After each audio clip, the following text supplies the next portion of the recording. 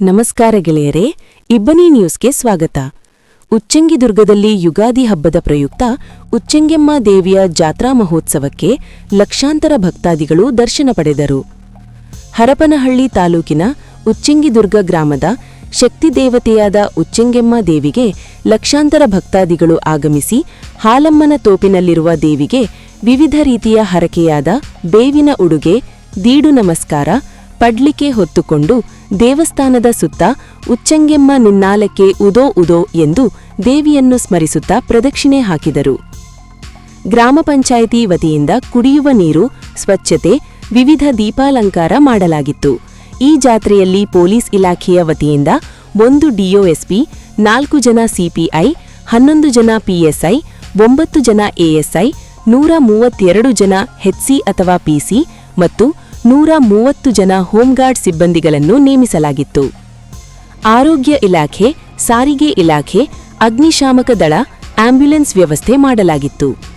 ಈ ದೇವಿಯ ಜಾತ್ರೆಗೆ ವಿವಿಧ ಜಿಲ್ಲೆಗಳಾದ ಹಾವೇರಿ, ದಾವಣಗೆರೆ, ಬಳ್ಳಾರಿ, ವಿಜಯನಗರ, ಕೊಪ್ಪಳ, ಚಿತ್ರದುರ್ಗದಿಂದ ಭಕ್ತರು ಆಗಮಿಸಿ ದೇವಿಗೆ ತಮ್ಮ ಬೇಡಿಕೆಗಳನ್ನು ಈಡೇರಿಸಿದರು.